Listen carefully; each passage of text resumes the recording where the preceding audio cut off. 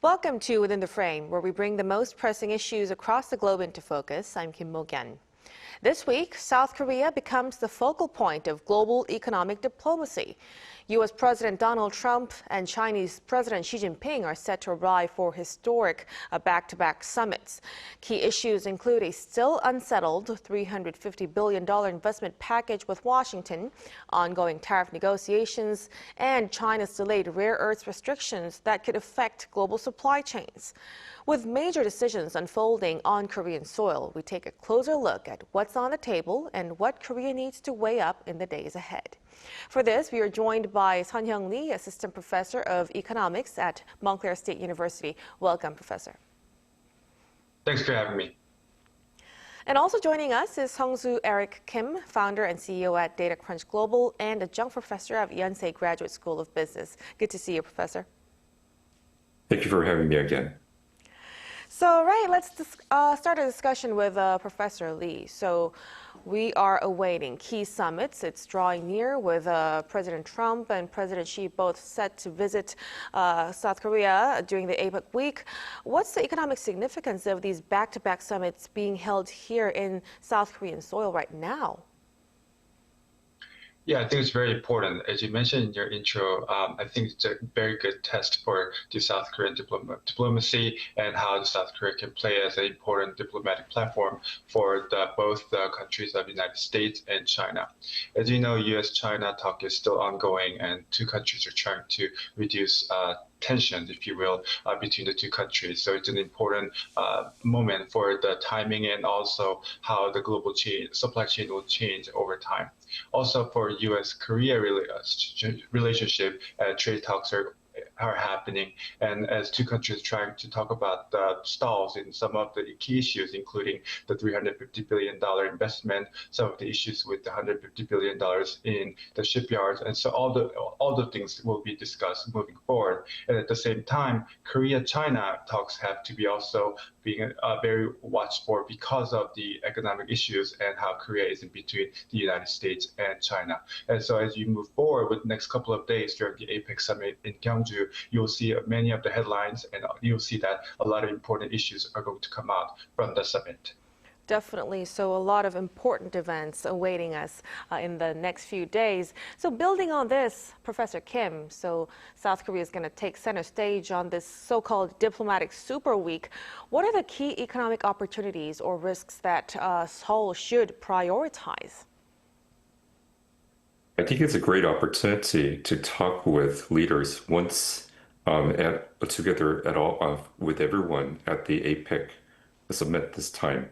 We have an ongoing negotiation with the United States on the trade talks, and we've seen that Minister Kim Jong-un has been visiting U.S. very urgently.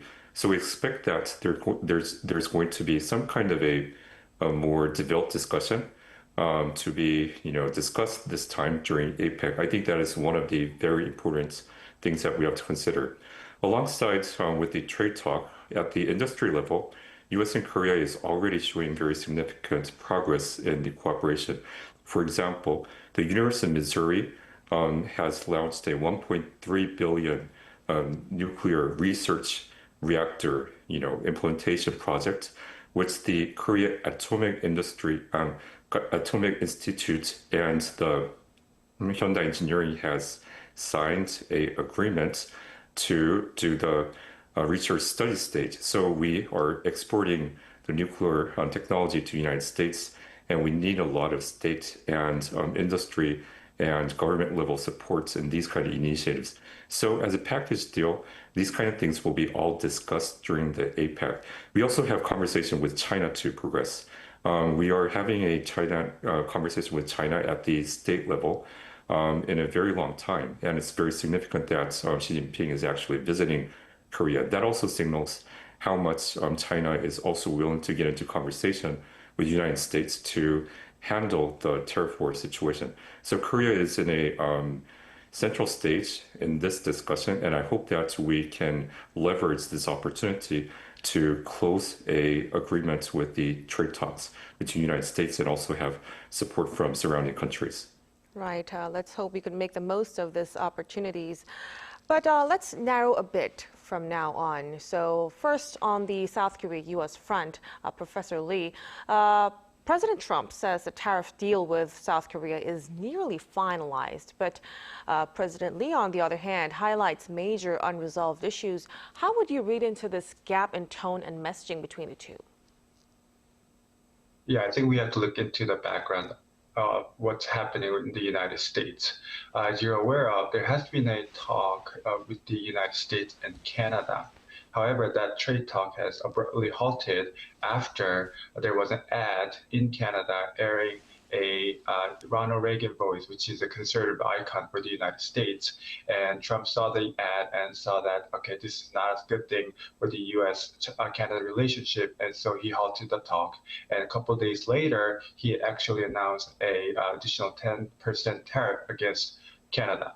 At the same time, a day after that, United States Trade Representative, which is the USTR, has opened an investigation against China for its commitment for the Phase 1 agreement during Trump's first term.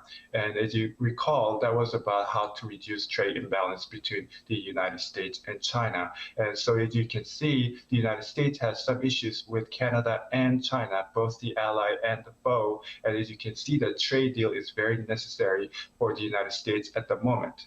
And so Korea is a good candidate. However, as you're aware, in a recent interview with CNN, President Lee of South Korea has said that there has to be a considerable time and consideration until a deal can be made. So there has a timing gap between the two. At this summit, the two countries will talk and try to come up with some of the concessions and how the timeline can be adjusted. Right, so this divergence in tone could really make or break the messaging around this summit.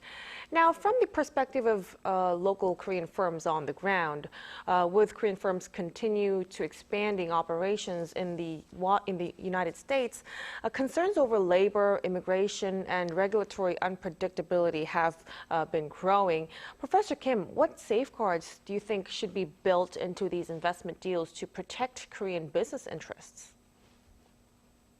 So we were very surprised by the Georgia incident, what happened just a couple of months ago, and that is resolved right now. But that really ignited our concern of how can we protect our Korean employees and also the employees that we hire in the United States for a sustainable investment in the United States. So I think that has been escalated, and we're discussing a special immigration package with the United States to make sure that these kind of incidents do not happen, whether it's an accidental or intended. And this also needs a keen cooperation with the state level discussion with the United States. So I believe that these immigration, concerns will be dealt very rapidly. The other thing is having support with retraining the United States workers that might work in Korean firms. This also has to be supported by both the state level and federal level support on retraining the labor forces. So, and that is also what the United States wants Korean companies to cooperate with the United States to help train and rebuild their workforce. So I think it's a give and take situation. We can help United States to rebuild their workforce by having United States workers employed to our to our companies that invest in United States, and also have ensured that these kind of incidents, what's happened in Georgia, does not happen again. Right. Let's hope these on-the-ground risks could be alleviated soon. Now, staying with the investment front, so the $350 billion investment package, if this continues to remain unresolved, Professor Lee, how much longer do you think South Korean firms can stay at the table under such financial uncertainty? Not very long. If you think about how the companies are being run and all these investments are being decided, the economic policy uncertainty is at the core and forefront of everything that we've been talking about. If you have $150 billion in your balance sheet and you're trying to put that into the United States or some project, and you see that the policy reversal the very next day is forbidding you from initiating those products or carrying out those projects, it's a very, very big financial hit for these companies. So if you think about, let's say, for example, Hana Ocean and their subsidiaries, and Hana invested a significant portion of their investment last year in a shipyard where President Lee actually visited last August, but China has imposed sanctions against Hana Ocean and their subsidiaries for that reason alone. And so you can see that these investment policy uncertainties, as well as how some of the global supply chains are being shaken, these firms are very, very fragile. And so what are the consequences? Well, as you can imagine, that these firms will try to find a more stable partner. And at the moment, the United States is quite frequent in terms of their policy talks. And maybe China is a better solution. But at the same time, we know some of the risks doing business with China. And now you're going to look for alternatives as well. So as you can see, overall, firms do not like uncertainty. But at the core of this trade talks and the tariff negotiations, it is about the uncertainty related to this talk and how that's going to affect the financial stability of these firms, and it's not looking good at the moment. So it really puts into focus how limited the private sector's patience could be. Meanwhile, the U.S. and China appear to have reached tentative side deals on agricultural trade, fentanyl control, and TikTok, which are agreements that could influence global trade flows. So while Korea is not directly involved, do you think these shifts have secondary effects that Seoul should actually monitor, Professor Lee? Yes, definitely so. And at the same time, I like to characterize it as a more of a direct impact on the Korean side, because the U.S.-China talk can have a spillover effect that's going to affect a direct in the labor market, financial market, and all the things that we've been talking about so far. Obviously, fentanyl issues, export controls will be discussed during the U.S.-China talk. At the same time, the sale of TikTok to a U.S. company is a very important issue for President Trump, so that will be done. And as U.S. and China are trying to talk about their own trade deals, you can imagine Korea is really in the middle ground, trying to figure out what is the good thing for the United States versus also for China, and how they can navigate the two countries.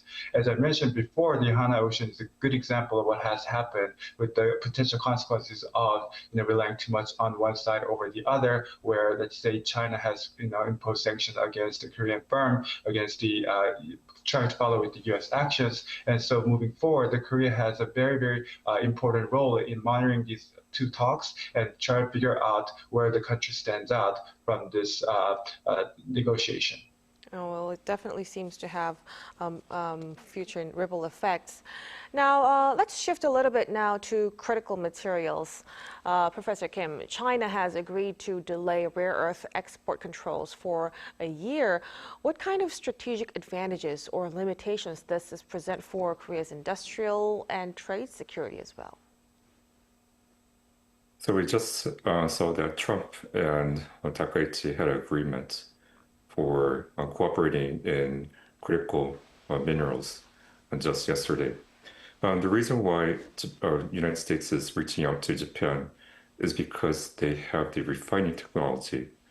Japan is the best in material, equipment, and machinery. So if you think about the critical mineral industry, of course, China controls most of the industry, from mining to refining and making the precious materials. But Japan and Korea also have strength in these areas. So I think that Korea should really pioneer this market. We can collaborate with Australia and other countries like India or Vietnam or Brazil that has these precious minerals and apply our finest technology. We have LG Energy Solution and all those high-tech companies that have the refining technology. So it's an area that we have to proactively develop for the future of Korean economy, and also to be a vital player in the global supply chain. This is not just about the electrical vehicles. It's also very important in the semiconductor supply chain that we have to use strategically to cooperate and secure our position with the United States. Because semiconductor and the precious critical minerals are the key of the U.S.-China conflict and how we approach our negotiation strategy with U.S., not only in the trades but also in every angle in the discussion that will emerge between the United States and Korea. Right, definitely a very important issue that we'll have to keep close eyes on the moving developments. So as for now, we are aware that the U.S.-China summit will take place just 24 hours after the South Korea-U.S. meeting. Professor Kim, do you think the outcomes from the former could impact the urgency or any direction of the latter summit? So I think that unfortunately, we don't have much of an economic discussion to impact the U.S. and China talk. Our position is very weak in the global, economic significance during between these discussions of U.S. and China. However, in a diplomatic, sense, I think that we have something to offer to mitigate the situation between U.S. and China, especially in how we will deal with the North Korea situation that Trump is also interested in. And of course, now North Korea is being really strategically, utilizing the power of China right now to also control the United States or reach out to the United States that they want to talk. So Korea can take that position. But at the same time, we have to really be careful, and we have to wisely use our cards, because in the standpoint of the United States, Japan and Taiwan is very important as a defense line to China. Our position is weakening right now economically and geopolitically. So we would have to revisit the strategies that we have built as a Northeast Asian balancer in the Moon administration, and also the current administration's END, exchange normalization and denuclearization policy, to leverage that also with economic negotiations. So we don't have much cards. We have to wisely use our cards to, discuss with the United States for the APEC summit. Right, definitely. So for now, let's pull to the lens a little bit back. So once this high-stakes APEC week full of lots of summits concludes, Professor Kim, how can South Korea actually translate this moment into a long-term strategic economic positioning? So I think what we are really good at is marketing. So we are marketing to the global leaders that Korea is an advanced country, and we can contribute to the global economic cooperation of a lot of companies that are visiting Korea, a lot of countries that are visiting Korea. So we can signal that we want to be a great economic partner with not only the United States or China or Japan, those major countries, but also a lot of countries that we can drive significance. For example, as I just discussed in the critical mineral area supply chain, we have to cooperate with Brazil, we have to cooperate with India, Vietnam, and Australia. Those kind of discussions can be the further discussions after APEC, and I'm very sure that the country leaders that are visiting APEC will see the value of Korea as an economic partner. Right, hopefully that gives us really a broader lens and a clearer sense of what this week could really mean for South Korea moving forward. But as for now, we'll have to conclude our discussion here. Thank you so much for your insights, Professor Kim. Thank you very much. And Professor Lee, we really appreciate it. Thank you for having me. And that'll be all from us on Within the Frame tonight. Be sure to tune in again next time as we continue to explore the stories that matter. Till then, stay informed and engaged.